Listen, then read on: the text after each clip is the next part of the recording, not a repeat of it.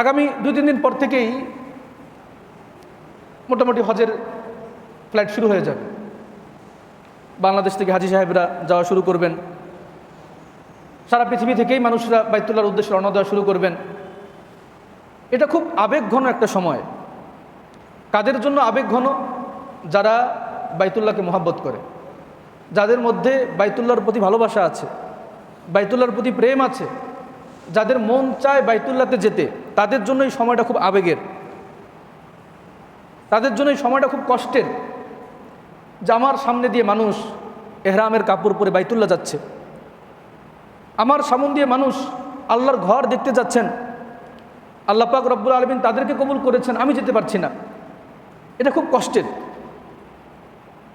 আমরা যখন টঙ্গীতে পড়াশোনা করতাম, ঢাকায় পড়াশোনা করতাম, ওই সময় হজের এই সময়টা আসলে দেখলাম যে মাঝখানে রাস্তা চলার পথে রাস্তা ব্লক করে দিল, হাজি ক্যাম্প থেকে বাস যাচ্ছে, শুভ্র সাদা কাপড় পরিহিত হাজি সাহেবরা যাচ্ছেন, তাদের মুখের মধ্যে তালবিয়া লাব্বাইক আল্লাহুম্মা লাব্বাইক, লাব্বাইক লা শারীকা লাক লাব্বাইক, ইন্নাল হামদা ওয়ান নি'মাতা লাকা ওয়াল মুলক লা শারীকা লাক। তারা এভাবে সুরের মাধ্যমে তালবিয়া পড়তে পড়তে যাচ্ছেন। এ সময় খুব মন চাচ্ছে, যদি এই কাফেলার মধ্যে আমি শরীক হতে পারতাম, যদি এই শুভ্র সুন্দর কাফেলার মধ্যে আমি থাকতে পারতাম। বাড়িধারা মাদ্রাসা যখন আমরা পড়তাম, ওই সময় মসজিদের বাইরের চত্বরেই বেশিরভাগ সময় নামাজ পড়া হতো। ওই সময় যখন হজের সময় আকাশ দিয়ে কোনো বিমান যেত, তখন মনে হইতো যে হাজি সাহেবরা যাচ্ছেন, মনের মধ্যে একটা আশা কাজ করতো, একটা আকাঙ্ক্ষা কাজ করতো, যদি আমি থাকতে পারতাম এই কাফেলার মধ্যে, যদি আল্লাহর ঘরটা আমি দেখতে পারতাম।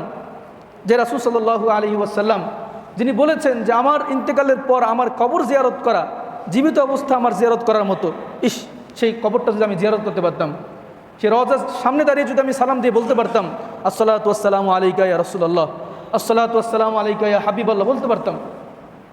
মুআজ্জাজ হাজরিন, এই যে আমরা দোয়া করি যেন আল্লাহ পাক রব্বুল আলামিন আমাদের সবাইকে এই শুভ্র সুন্দর কাফেলার মধ্যে আমাদেরকে কবুল করেন, সকলে বলি আল্লাহুম্মা আমিন। মুআজ্জাজ হাজরিন, হজ খুব গুরুত্বপূর্ণ একটি ইবাদত।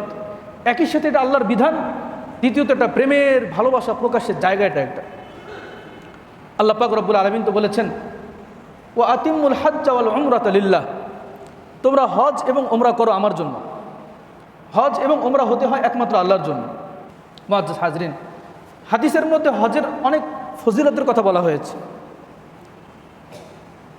আল্লাহ রাসূল সাল্লাল্লাহু আলাইহি ওয়াসাল্লাম তাকে একবার জিজ্ঞাসা করা হলো আইয়ুল আমালি আফজাল ইয়া রাসূলুল্লাহ, হে আল্লাহ রাসূল সবচেয়ে উত্তম আমল কি?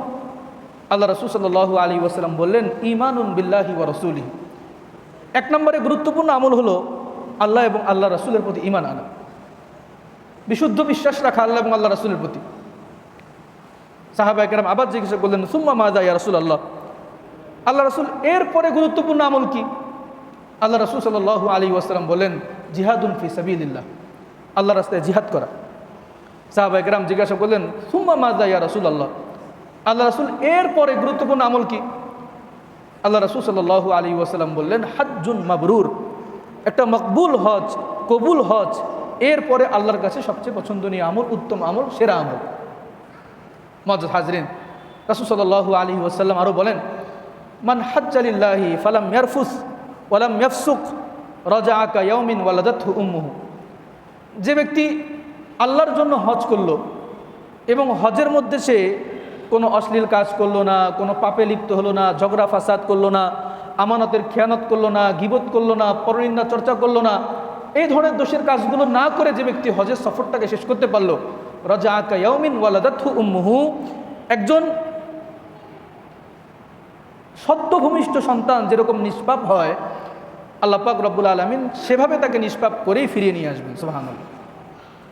তাহলে কতটা গুরুত্বপূর্ণ একটা আমল নিজের গুনাহ মাফির জন্য। মুআজ্জাজ হাজরিন, আল্লাহ রাসূল সাল্লাল্লাহু আলাইহি ওয়াসাল্লাম তিনি বলেন জিহাদুল কাবীরি ওয়াস সগীরি ওয়াদ দাঈফি ওয়াল মারআতি আল হজ্জ ওয়াল উমরা, যে একজন বয়োবৃদ্ধ, একজন ছোট মানুষ, একজন দুর্বল মানুষ, একজন নারী, তাদের তো জিহাদে যাওয়ার বিধানটা রুখসত আছে, ছুটি আছে, যে কথার কথা জিহাদের প্রয়োজন শুরু হয়েছে।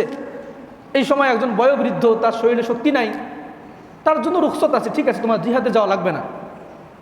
একজন ছোট, এখনো সাবালক হয়নি, জিহাদ শুরু হয়ে গেছে, তার রুখসত আছে, ছুটি আছে, ঠিক আছে, তোমার জিহাদে যাওয়ার প্রয়োজন নাই।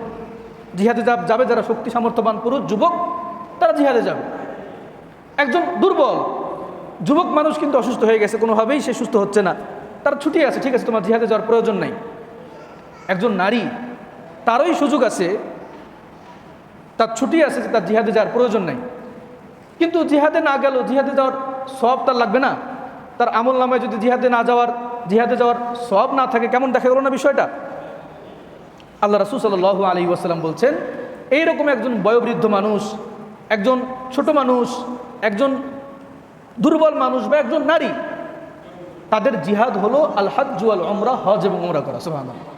অর্থাৎ এই বুড়া মানুষ, এই ছোট মানুষ, নারী, তারা যদি হজ করেন, উমরা করেন, আল্লাহ পাক রব্বুল আলামিন তাদের আমল নামায় জিহাদের সওয়াব দিয়ে দেবেন ইনশাআল্লাহ। মুআজ্জাজ হাজিরিন, আল্লাহ রাসূল সাল্লাল্লাহু আলাইহি ওয়াসাল্লাম হজ এবং উমরার ফজিলত সম্পর্কে আরও বলেন, তাবিউ বাইনাল হজ্জ ওয়াল উমরা, তোমরা বারবার হজ এবং উমরা করো। কি করো? বারবার হজ এবং উমরা করো। দেখেন, হজ একটা মানুষের জন্য জীবনে একবারই ফরজ, সামর্থ্যবান হওয়া শর্ত। কিন্তু আল্লাহ রাসূল সাল্লাল্লাহু আলাইহি ওয়াসাল্লাম বলছেন, তাবিউ বাইনাল হজ্জ ওয়াল উমরা, তোমরা বারবার হজ করো, উমরা করো। তো এখানে একটা বিষয়, সেটা হলো যাদের সামর্থ্য আছে তাদের একাধিকবার হজ উমরা করার সুযোগও আছে। আমরা অনেক সময় বলি, টাকা থাকলে কি বারবার হজ করা লাগে? তার যদি আল্লাহ পাক রব্বুল আলামিন সেই সামর্থ্য দেন আর তিনি করেন, তাহলে আমাদের অসুবিধা কোথায়? যেখানে ইসলামেই আগ্রহ দেওয়া হয়েছে, উৎসাহ দেওয়া হয়েছে, সে বারবার করবে। এটা ইসলামের মেজাজ হলো, কারো সামর্থ্য থাকলে সে একাধিকবার হজ করবে, একবারই ফরজ, সামর্থ্য থাকলে সে একাধিকবার করবে, উৎসাহ দেওয়া হয়েছে, নিষেধ করা হয় নাই। তার সামর্থ্য থাকলে সে একাধিকবার উমরা করবে, তাকে নিষেধ করা হয় নাই। আল্লাহ পাক রব্বুল আলামিন যাকে একাধিকবার হজ করার সামর্থ্য দেন, তাকে অন্য অন্য সামাজিক কাজ করারও সামর্থ্য দেন। এমন না যে একাধিকবার হজ করার কারণে অন্য অন্য সামাজিক কার্যক্রম করা যাবে না বা সে একদম ফকির হয়ে যাবে, বিষয়টা এমন নয়। কুরবানির সময় এলে আমাদের দেশে অনেকে বলা শুরু করেন, কুরবানি না করে যদি কুরবানির টাকাটা গরিব দুঃখীদের দিয়ে দিতাম কত ভালো হইতো। কেন ভাই? কুরবানি করা তো আল্লাহর বিধান, কুরবানি তো করতেই হবে। যে ব্যক্তির কুরবানি করার সামর্থ্য আছে, সে 10-12টা গরিব মিসকিনকে খাওয়ানোর সামর্থ্য তার আছে।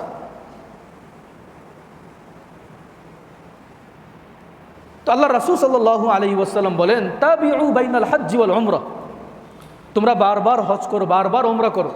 কেন? ফাইন্নাহুমা ইয়ানফিয়ানিল ফাকরা ওয়াজ যুনুবা কামা ইয়ানফিল কিরু খাবসাল হাদিদি ওয়াজ যাহাবি। যে একজন কামারের দোকানে যখন লোহাকে আগুন দিয়ে জ্বালায়, তখন আগুন দিয়ে জ্বালানোর কারণে সে লোহার মধ্যে যত মরিচা আছে, জং আছে, সব চলে যায় না? আল্লাহ রাসূল সাল্লাল্লাহু আলাইহি ওয়াসাল্লাম এভাবে উদাহরণ দিয়ে বলছেন, একজন কামারের হাপড় যেভাবে লোহার মরিচাকে দূর করে দেয়, একজন মানুষের বারবার হজ এবং বারবার উমরা তার জীবন থেকে গুনাহ এবং দারিদ্রতাকে সেভাবে দূর করে দেয়। সুবহানাল্লাহ, দূর করে দেয় সেভাবে। আল্লাহ রাসূল সাল্লাল্লাহু আলাইহি ওয়াসাল্লাম তো বলছেন, আল উমরাতু ইলাল উমরাতি কাফফারাতুল লিমা বাইনাহুমা, এক উমরা থেকে আরেক উমরার মাঝখানে যে সময়, এই এক উমরা করেছে আরেক উমরা করছে, মাঝখানে এই সময়টুকু দ্বিতীয় উমরার কারণে আল্লাহ পাক রব্বুল আলামিন তার জন্য কাফফারা হিসেবে সাব্যস্ত করলেন। সুবহানাল্লাহ। হজ এবং উমরা কতটা গুরুত্বপূর্ণ আমল, মুআজ্জাজ হাজিরিন। আল্লাহ রাসূল সাল্লাল্লাহু আলাইহি ওয়াসাল্লাম বলেন, আইয়ুহান নাস, হে লোক সকল, কদ ফারাজাল্লাহু আলাইকুমুল হজ্জা ফাহুজ্জু, আল্লাহ পাক রব্বুল আলামিন তোমাদের জন্য হজকে ফরজ করেছেন, তোমরা হজ করো।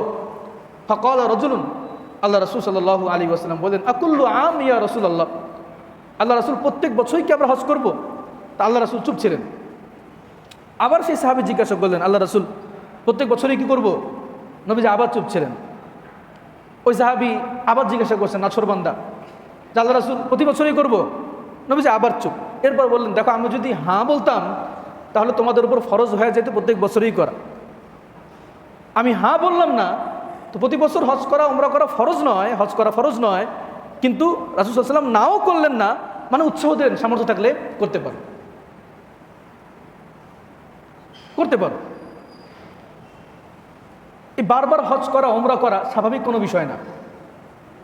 যার দিলের মধ্যে বাইতুল্লাহর প্রতি খুব মহব্বত আছে, যার দিলের মধ্যে হজের প্রতি মহব্বত আছে, তার পক্ষেই সম্ভব বারবার 6-7 লাখ টাকা খরচ করে হজ করা, ওমরা করা। যাই হোক, অতবার না হোক, অন্তত আমরা যারা সামর্থ্যবান আছি এতটুকু তামান্না আমাদের থাকা দরকার যেন আল্লাহ পাক রব্বুল আলামিন একবার হলো আমাদের যাওয়ার তৌফিক দান করেন। এতটুকু তামান্না থাকা দরকার, এতটুকু আশা আকাঙ্ক্ষা থাকা দরকার আমাদের দিলের মধ্যে। এতটুকু আশাই যদি না থাকে যে বাইতুল্লাহ দেখব, তাহলে তো ভাই কেমন হয়ে গেল বিষয়টা। এই গতকালকে না পরশুদিন এক মুরব্বী মানুষ, আমি মোটরসাইকেল ঠিক করতে গেছি একটা দোকানের মধ্যে। বিগত 2-1 বছর তো আলহামদুলিল্লাহ আল্লাহ পাক রব্বুল আলামিন আপনাদের দোয়ায় কিছু বাইতুল্লাহর মুসাফিরকে নিয়ে যাওয়ার সুযোগ দিয়েছেন আল্লাহ পাক রব্বুল আলামিন। তাদেরকে নিয়ে গিয়েছিলাম। এক কথা, তাদের ওসিলায় আল্লাহ পাক রব্বুল আলামিন আমাকে কবুল করেছিলেন, তাদের খিদমতে আমাকে কবুল করেছিলেন। তো আমাকে দেখিয়ে উনি বলছেন, এই যে হুজুরের সাথে সামনে হজে যান বা উমরায় যান। তো উনি বললেন যে এই টাকা পয়সা এত কত খরচ করার দরকার আছে, টাকা পয়সা আরও কমুক তারপর যাব। তা আমাকে আবার ওই মোটরসাইকেলের মেকানিক বললেন যে না, টাকা পয়সার অভাব নেই আসলে, কিন্তু ওখানে গেলে টাকা নষ্ট হবে, টাকা খরচ হবে, ওই টাকার মায়ায় উনি ওখানে যেতে চাচ্ছেন না। এগুলো আসলে খুব দুঃখজনক বিষয় যে একজন মানুষ বয়স প্রায় 70+ হয়ে যাবে, এখনও যদি টাকার ভালোবাসার উপর বাইতুল্লাহর ভালোবাসা প্রাধান্য না পায়, এখনও যদি টাকার ভালোবাসার উপর হজের মহব্বতকে প্রাধান্য না দেওয়া হয়, জীবন প্রদীপ কখন নিভে যায় তার কোনো গ্যারান্টি নাই। এর চেয়ে দুঃখজনক আর কিছু হতে পারে না মুআজ্জাজ হাজিরিন। এজন্য বাইতুল্লাহর প্রতি, হজের প্রতি মহব্বত থাকা দরকার। সবচেয়ে বড় বিষয়, আল্লাহ পাকের কাছে দোয়া করতে করতে কবুল করা দরকার। অনেক টাকাওয়ালা লোক আছে যে আল্লাহ পাক রব্বুল আলামিন তাদেরকে যাওয়ার তৌফিক দেন না। আবার অনেক টাকা পয়সা কিচ্ছু নাই, তারপরেও আল্লাহ পাক রব্বুল আলামিন তাকে বাইতুল্লাহ যাওয়ার তৌফিক দিচ্ছেন। ইতিহাসে আমাদের নিকট অতীতে আমাদের অনেকের জীবনে এমন অনেক ঘটনা আছে, তার যাওয়ার আসলে সামর্থ্য নাই, কিন্তু আল্লাহ পাক রব্বুল আলামিন তাকে কোনো না কোনোভাবে নিয়ে যাচ্ছেন। এটা সৌভাগ্যের বিষয়। যেই খানায়ে কাবা আল্লাহর নবীরা দেখেছেন, যেই খানায়ে কাবা আল্লাহর রাসূল তাওয়াফ করেছেন, সেই খানায়ে কাবা আমার এই পাপী চোখ দিয়ে দেখতে পারবো, এর চেয়ে সৌভাগ্যের কি আছে? এর চেয়ে সৌভাগ্যের আর কি হতে পারে? মুআজ্জাজ হাজিরিন, যারা এই বছর হজে যাচ্ছেন তারা বড় সৌভাগ্যবান। আমরা দোয়া করি যেন আল্লাহ পাক রব্বুল আলামিন তাদেরকে নির্বিঘ্নে হজের যাবতীয় কার্যক্রম সুষ্ঠুভাবে আদায় করার তৌফিক দান করেন। আল্লাহ যেন তাদেরকে সেভাবেই হজ করার তৌফিক দান করেন যেভাবে হজ করেছেন আল্লাহ রাসূল সাল্লাল্লাহু আলাইহি ওয়াসাল্লাম এবং সাহাবায়ে কেরাম রাদিয়াল্লাহু তাআলা আনহুম আজমাইন। হজ একটা কষ্টসাধ্য ইবাদত, যেই কারণে হজটাকে জিহাদের সাথে তুলনা করা হয়েছে। আমরা সালাত আদায় করি, নামাজ পড়ি, রোজা রাখি। এই নামাজ, রোজা এগুলো আদায় করার জন্য কিছু নিয়ম আছে, এগুলো কবুল হওয়ার জন্য কিছু নিয়ম আছে। নিয়মের বাইরে গিয়ে আদায় করলে এগুলো আল্লাহর দরবারে কবুল হয় না। ঠিক তদ্রূপ মুআজ্জাজ হাজিরিন, হজ কবুল হওয়ার জন্য কিছু শর্ত আছে। সেই শর্তগুলো পূরণ করা ছাড়া শুধু কষ্টই করা হয়, কিন্তু এই হজ আল্লাহর দরবারে কবুল হয় না। উলামায়ে কেরাম হাদিসগণ গবেষণা করে কয়েকটা শর্তের কথা বলেছেন, যারা অবশ্যই হজ করতে যাব এবং যাদের দিলের মধ্যে হজের তামান্না আছে, আমাদের প্রত্যেকেরই এই বিষয়গুলো মাথায় রাখা দরকার যেন আল্লাহ পাক রব্বুল আলামিন শর্ত অনুযায়ী আমাদেরকে হজ করার তৌফিক দান করেন। মুআজ্জাজ হাজিরিন, হজ কবুল হওয়ার জন্য অন্যতম এবং প্রধান শর্ত হলো বিশুদ্ধ নিয়ত। নিয়তটাকে সহি করা। আল্লাহ রাসূল সাল্লাল্লাহু আলাইহি ওয়াসাল্লাম বলেছেন, ইন্নামাল আমালু বিন্নিয়াত, বান্দার আমলের প্রতিদানটাই নির্ভর করবে তার নিয়তের উপর। এই হাদিস এতটুকুই আমরা জানি। এই হাদিসের এই বাকি অংশে আল্লাহ রাসূল সাল্লাল্লাহু আলাইহি ওয়াসাল্লাম বলছেন, ওমান কানাত হিজরাতুহু ইলা দুনিয়া আও ইমরাআতুন ইউযাওয়িজুহা ফাহিজরাতুহু ইলা মা হাজারা ইলাইহি। অনেক সাহাবী তারা হিজরত করেছেন আল্লাহ এবং আল্লাহ রাসূলের জন্য। তো একজন ব্যক্তি তিনি হিজরত করেছেন, তিনি যে নারীকে মহব্বত করতেন সেই নারী চলে গেছে মদিনায়। ওই নারীর জন্য তিনি হিজরত করে মদিনায় চলে গেছেন। আল্লাহ রাসূল সাল্লাল্লাহু আলাইহি ওয়াসাল্লাম সাহাবায়ে কেরামকে উদ্দেশ্য করে বললেন, মানুষের আমলের প্রতিদানটা নির্ভর করবে তার নিয়তের উপর। যে ব্যক্তি হিজরত করে মক্কা থেকে মদিনায় এসেছে আল্লাহ এবং আল্লাহ রাসূলের জন্য, তার হিজরতটা এবং আল্লাহ এবং আল্লাহ রাসূলের জন্যই গণ্য হবে। আর যে হিজরত করেছে দুনিয়ার জন্য অথবা কোনো নারীকে বিবাহ করার জন্য, তার হিজরতটা ওই নিয়তের জন্যই গণ্য হবে। ঠিক তদ্রূপ আমরা যে বাইতুল্লাহ যাব, কেন যাব? নিয়তটাকে সহি করা দরকার, নিয়তটাকে বিশুদ্ধ করা দরকার। আমার নিয়ত যদি হয় যে আল্লাহ পাক রব্বুল আলামিন আমাকে এই পরিমাণ সম্পদ দিয়েছেন, যেই পরিমাণ সম্পদ হলে আমার জন্য বাইতুল্লাহর হজ করা ফরজ, আমার জন্য বাইতুল্লাহ যাওয়া ফরজ, আমি আল্লাহ পাক রব্বুল আলামিনের বিধান পালন করার জন্য, আমি আল্লাহ পাক রব্বুল আলামিনের সন্তুষ্ট অর্জন করার জন্য, আমি জান্নাত কামাই করার জন্য, আমি জাহান্নাম থেকে বেঁচে থাকার জন্য বাইতুল্লাহ যাচ্ছি, হজ করছি, ইনশাল্লাহ আমার এই হজ কবুল হবে। আর যদি আমার নিয়ত হয় আমাকে এত সম্পদ দিয়েছেন, মানুষ রীতিমতো আমাকে ঠেলে, ভাই হজে যান হজে যান, না গেলে কি বলবে না বলবে, মরার পর মানুষ বলবে আরে এত টাকা তারপরে হজ করলি না, অথবা আমি চেয়ারম্যান পদে দাঁড়াবো, আমি মেয়র পদে দাঁড়াবো, একটা হজ না করলে আমার ক্যান্ডিডেট তার নামের শুরুতে আলহাজ আছে, আমার নামের শুরুতে আলহাজ হলো না, মানুষ কি বলে, নামটা একটু বড় না হলে খারাপ লাগে না, এই জন্য হজ করছি। আল্লাহ রাসূল সাল্লাল্লাহু আলাইহি ওয়াসাল্লাম বলেন তার হজটা ওই জন্যই হবে, আল্লাহর দরবারে আর হজ মাবরুর মকবুল হজ হিসেবে কবুল হবে না। এর জন্য প্রথমে কি করা দরকার? নিয়তটা বিশুদ্ধ করা দরকার। হজ করবে একমাত্র আল্লাহর জন্য, নামের শুরুতে আলহাজ লাগানোর জন্য। হ্যাঁ, কেউ যদি মহব্বত করে বলে না যায় কিছু হয়ে যাবে না, কিন্তু আমারই যদি ইচ্ছা থাকে এইটা যে মানুষ আমার নামের শুরুতে আলহাজ লাগাবে, তাহলে তো আমার নিয়তের মধ্যে গরমিল হয়ে গেল। আমি দু একটা মাদ্রাসার সাথে জড়িত আছি, অনেক সময় মাদ্রাসার ওই বিভিন্ন কালেকশনের জন্য মানুষকে চিঠি দেওয়া লাগে বা বিভিন্ন কারণে চিঠি দেওয়া লাগে। তো একবার এক হাজী সাহেবের কাছে গেছি, আমি জানি না উনি হজ করছেন, হজ তো আমি জানি না ওই ব্যক্তি হজ করেছেন। তা আমি স্বাভাবিকভাবে জনাব মোহাম্মদ অমুক অমুক লিখলাম। তো চিঠি দেওয়ার পর ওনার মুখটা কালা হয়ে গেল, হুজুর আলহাজ লিখলেন না যে, লিখলেন না যে, আলহাজ লিখলেন না যে। তো ঠিক আছে সরি বলে আমি আবার আলহাজ লিখে দিলাম। তো বিষয় আসলে ওইটা না, বিষয় এইটাই যে আলহাজ লিখলাম না, এই জন্য কষ্ট পেলেন, এর দ্বারা নিয়তের বিষয়টা কেমন হয়ে গেল না? হ্যাঁ, এই জন্য নিয়তটা শুদ্ধ করা দরকার। এক নম্বর শর্ত, যারা আমরা হজে যাব, যেতে চাচ্ছি, যাদেরকে আল্লাহ পাক রব্বুল আলামিন তৌফিক দিবেন, এক নম্বর বিষয় আমার নিয়তকে শুদ্ধ করতে হবে। লোক দেখানোর জন্য নয়, কাউকে দেখানোর জন্য নয়, কোনো ডিগ্রি কোনো পদবি অর্জন করার জন্য নয়, বরং একমাত্র আমার হজ হবে লিল্লাহি ওয়া রাসূলিহি, আল্লাহ এবং আল্লাহর রাসূলের জন্য। দুই নম্বর শর্ত যেটা, আমার সম্পদটা বিশুদ্ধ হতে হবে। আমি যেই অর্থে বাইতুল্লাহ সফরে যাচ্ছি, যেই অর্থে আমি হজে যাচ্ছি, যেই সম্পদে আমি ওমরায় যাচ্ছি, আমাদের উচিত সেই সম্পদটা যেন হালাল হয়। আমি সারা জীবন সুদ খেয়েছি, সেই সুদের টাকা দিয়ে হজ করে আসছি, আল্লাহর কাছে দোয়া করছি যে আল্লাহ আমাকে মাফ করে দাও, তাহলে মাফ যে কতটা হবে ওই ব্যক্তির আল্লাহ তার আল্লাহ খুব ভালো করেই জানেন। এজন্য সম্পদটা বিশুদ্ধ হওয়া দরকার, হালাল সম্পদ দিয়ে আমাদের হজ করা দরকার। তিন নম্বর যে শর্ত সেটা হলো বিশুদ্ধ মুআমালা, বিশুদ্ধ লেনদেন।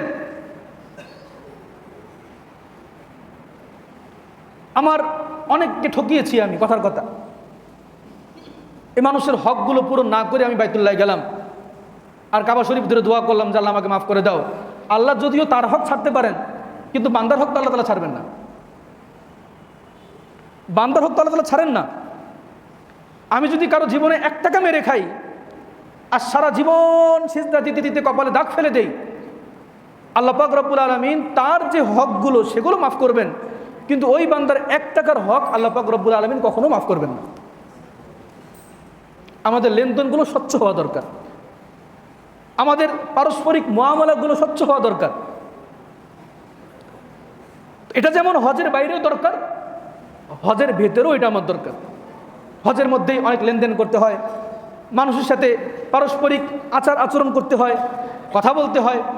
আমরা যারা হজে যাচ্ছি, হজের সফরে আমরা যারা বের হব, আমাদের টাকা পয়সা লেনদেন সহ পারস্পরিক আচার আচরণ এগুলো সব বিশুদ্ধ হওয়া দরকার, সঠিক হওয়া দরকার। যদি আমাদের লেনদেন অশুদ্ধ হয়, যদি আমাদের কথাবার্তা অশুদ্ধ হয়, তাহলে কিন্তু আল্লাহ পাক রব্বুল আলামিন আমাদের হজকে কবুল করবেন না। মুআজ্জাজ হাজিরিন, 4 নম্বর যে শর্ত সেটা হলো বিশুদ্ধ আমল। হজের মধ্যে যে আমলগুলো, এই আমলগুলো বিশুদ্ধ করা দরকার। আমরা সালাত আদায় করছি, আমরা নামাজ পড়ছি, আমাদের নামাজের আমলগুলো যদি বিশুদ্ধ না হয়, আমার যদি কেরাতে ভুল হয়, কথার কথা এমন ভুল যেই ভুলের কারণে অর্থই চেঞ্জ হয়ে যায়, আমার নামাজ হবে? হবে না। আমি সেজদা 2টার জায়গায় 1টা দিলাম, নামাজ হবে? হবে না। আমি রুকু করলাম না, রুকু না করেই চলে গেলাম, আমার নামাজ হবে? হবে না।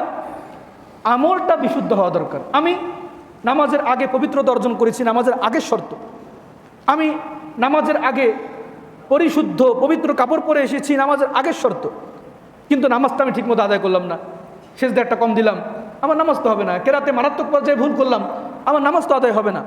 ঠিক তদ্রুপ বিশুদ্ধ নিয়ত ঠিক করলাম, আমার সম্পদ হালাল হলো, আমি বাইরের যাবতীয় শর্ত পূরণ করে এলাম, এরপরে আমার হজের যে আমলগুলো সে আমলগুলো বিশুদ্ধ হলো না, তাহলে তো হজ আল্লাহর দরবারে কবুল হয়েছে বলে আশা করা যায় না। এজন্য হজের আমলগুলো বিশুদ্ধ করা। হজের আমলগুলো বিশুদ্ধ হওয়ার জন্য একটা আনুষাঙ্গিক এবং গুরুত্বপূর্ণ শর্ত হলো সঠিক সময়ে হজ করা, সঠিক বয়সে হজ করা। কেন? আমি আমার অভিজ্ঞতা থেকে দেখেছি এমন অনেক মানুষ যারা বুড়ো বয়সে হজে যান, হজে সফরে যান, ওমরা সফরে যান।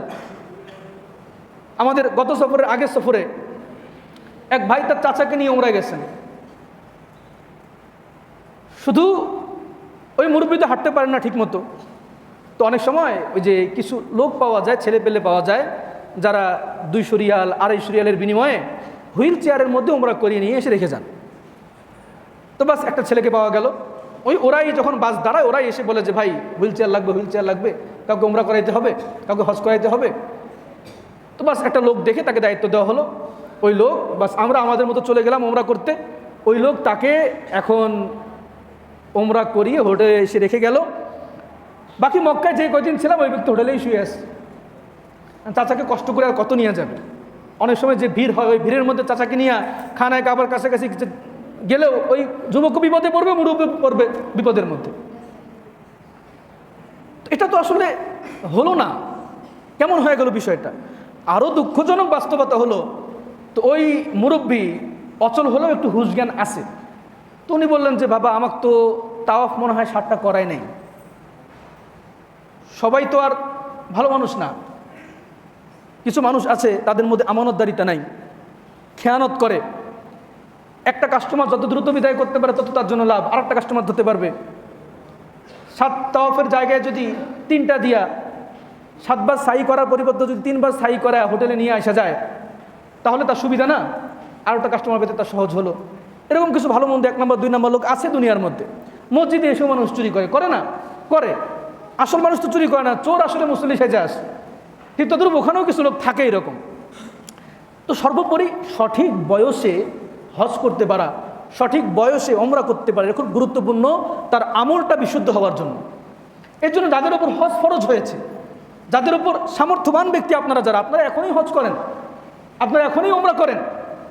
হায়াত মুহূর্তের মালিক তো আল্লাহ পাক রব্বুল আলামিন। আমরা কেউ জানি না আমরা কে কখন মারা যাব, অথচ আল্লাহ রাসূল সাল্লাল্লাহু আলাইহি ওয়াসাল্লাম বলেন যার উপর হজ ফরজ হয়েছে সে হজ করছে না, সে ব্যক্তি ইহুদি হয়ে মারা যাক বা খ্রিস্টান হয়ে মারা যাক, আমার কিচ্ছু যায় আসে না, নাউজুবিল্লাহ। যার উপর হজ ফরজ হয়েছে সে যদি ইচ্ছাকৃতভাবে হজটাকে বিলম্বিত করে এর জন্য গুনাহ হয়। কোন ইমাম বলেন তার হায়াতে যদি সেই হজ করে হয়তো গুনাহটা মাফ হয়ে যাবে, আবার অনেক ইমাম বলেন সে যদি পরবর্তীতে হজ করেও সে আগে কেন বিলম্ব করলো এই গুনাহ মাফ হবে না। কতটা গুরুত্বপূর্ণ বিষয়। আরেকটা আমল বিশুদ্ধ হওয়ার জন্য শর্ত হলো হজের পূর্ণ প্রস্তুতি নেওয়া, হজের ট্রেনিং করা, হজ সম্পর্কে প্রয়োজনীয় প্রস্তুতি গ্রহণ করা, মানুষের সাথে কথা বলা, বই পড়া, বিভিন্নভাবে হজ কিভাবে করতে হয় তা শেখা। আমি যদি নামাজ পড়ি, সালাত আদায় করি, আমি প্রশিক্ষণ নেব কি নেব না? নেব। আমি ইমাম সাহেবের কাছে যাব, তার পেছনে নামাজ পড়বো, আমি দেখবো, শুনবো, বইপত্র পড়বো, বারবার কিছু দোয়া আছে, দরুদ আছে, আত্তাহিয়াত আছে, এগুলো মুখস্থ করবো, সূরা ফাতিহা মুখস্থ করার চেষ্টা করবো না এগুলো আমরা? তো যারা হজ করবো বা হজ করেছি বা করতে যাচ্ছি, নিয়ত আছে, আমাদের উচিত হজের পূর্ণ প্রশিক্ষণ নেওয়া, ট্রেনিং নেওয়া। এখন তো হজ সম্পর্কে জানার অনেক সোর্স পাওয়া যায়, মোবাইল একটা হাতের মধ্যে আছে, মোবাইলে যদি আপনি দেখেন যে হজ কীভাবে করতে হয় অনেক ডিরেকশন আপনারা পাবেন, অনেক গাইডেন্স আপনারা পাবেন। এই সংক্রান্ত প্রস্তুতি আমাদের থাকা দরকার। মুআজ্জাজ হাজরিন, হজ আমি শুরুতেই বলেছি একটা প্রেমের ইবাদত, একটা ভালোবাসার ইবাদত। যদি বাইতুল্লাহর প্রতি আমাদের মোহাব্বত না থাকে, যদি বাইতুল্লাহর প্রতি আমাদের ভালোবাসা না থাকে, তাহলে হজের যে মজা সেই মজা আমরা পাবো না। যাদের আমাদের টাকা আছে, পয়সা আছে, আমরা যাব, বিমানে উঠবো, একটা স্থাপনা দেখব, কয়েকটা স্থাপনা দেখব, চলে আসবো, বাস। কিন্তু হজের যে মজা, সে প্রকৃত মজা আমাদের পক্ষে পাওয়া সম্ভব নয়। মুআজ্জাজ হাজরিন, মজনু খুব চমৎকার বলেছেন, আমরু আলা দিয়ারি দিয়ারি লাইলা ওয়া উকাব্বিরু যাল জিদারা ওমা হুব্বুদ দিয়ারি শাগাফনা ফি কলবি ওয়ালাকিন হুব্বু মান সাকানা দিয়ারা। লাইলার অলিতে গলিতে কত মানুষ আসে যায়, কিন্তু বলো বন্ধু, কে পায় লায়লার ঘ্রাণ? মজনু শুধু লায়লার অলিতে গলিতে ঘুরে বেড়ায়, এই দেয়ালে একবার চুমু খায়, ওই দেয়ালে একবার চুমু খায়। তো মানুষ বলে পাগল হয়ে গেছো নাকি, কি অবস্থা? খালি এই দেয়ালে চুমু খাও, ওই দেয়ালে চুমু খাও। দেয়াল কি করলো তোমার? দেয়ালের প্রেমে কেন তুমি মজলা? মজনু বলে আমরু আলা দিয়ারি দিয়ারি লায়লা, হায় আমি তো লায়লা যেই এলাকায় বসবাস করতো, যেই পথ দিয়ে হাঁটতো, সেই পথে আমি ঘুরে বেড়াই। ওয়া উকাব্বিলু দাল জিদার, আমি এই দেয়ালে একবার চুমু খাই, ওই দেয়ালে একবার চুমু খাই। আমা হুব্বুদ দিয়ারি শাগফনা ফি কলবি, আরে দেয়ালের ভালোবাসা আমার হৃদয়কে আচ্ছন্ন করে নাই। ওয়ালাকিন হুব্বু মান সাকানা দিয়ারা, যেই দেয়ালের মধ্যে হেঁটে যেত, যেই দেয়ালের পাশ ধরে হেঁটে যেত, যে এলাকায় বসবাস করতো, তার ভালোবাসায় আমি দেয়ালে চুমু খাই। হায় তার ওড়না একবার এই দেয়ালে লেগেছে, তার ঘ্রাণ এই দেয়ালে লেগেছে, আমি তার ভালোবাসায় মূলত এই দেয়ালের মধ্যে চুমু খাই। ওমর রাদিয়াল্লাহু তাআলা আনহু তিনি হাজরা আসওয়াদে চুমু খেতেন, তিনি বাইতুল্লাহকে ধরে চুমু খেতেন আর বলতেন, হাজরা আসওয়াদ আমি তোমার ভালোবাসায় এই বাইতুল্লাহকে চুমু খাচ্ছি না, তোমার ভালোবাসায় এই হাজরা আসওয়াদকে চুমু খাচ্ছি না, আমি যে তোমাকে চুমু খাচ্ছি এই জন্য যে তোমাকে চুমু খেয়েছেন আমার রাসূল মুহাম্মদ আরবি সাল্লাল্লাহু আলাইহি ওয়াসাল্লাম। যেই ঠোঁট তোমাকে স্পর্শ করেছে, সেই তোমাকে আমি স্পর্শ করছি। কেন? যেই ঠোঁট তোমাকে স্পর্শ করেছে ওই জায়গায় যেন আমার ঠোঁটটাও লেগে যায়। সুবহানাল্লাহ। আব্দুল্লাহ ইবনে আব্বাস যখন হজে সফরে যেতেন, তার ঘোড়াকে একবার এদিক নিতেন, আরেকবার ওদিক নিতেন, আরেকবার এদিক নিতেন। তার সাথীরা জিজ্ঞাসা করেছেন, কি ব্যাপার, আপনি একবার ঘোড়াকে এদিক নিচ্ছেন, আরেকবার ঘোড়াকে এদিক নিচ্ছেন, কারণটা কি? উনি বললেন, আরে এই পথ ধরে তো রাসূল হেঁটেছিলেন, এই পথ ধরে তো রাসূল গিয়েছিলেন, আমি একবার এদিকে যাচ্ছি, আরেকবার এদিকে যাচ্ছি। আমার বড় তামান্না রাসূলের ঘোড়া যেই স্থানে পড়েছিল, আমার পাটা, আমার ঘোড়াটা যদি সেই পায়ে জায়গায় একবার পড়তো। একটা মহাব্বত, একটা ভালোবাসা। এই মহাব্বত এবং এই ভালোবাসা দিলের মধ্যে বদ্ধমূল করে যেতে না পারলে আমরা আসলে হজের মজা পাবো না, হজের মজা পাবো না। মুআজ্জাজ হাজরিন, এই জন্য বাইতুল্লাহ নিয়ে পড়া দরকার। বাইতুল্লাহ যারা গিয়েছেন তাদের সফরনামাগুলো, তাদের সফরের অভিজ্ঞতাগুলো আমাদের জানা দরকার, পড়া দরকার।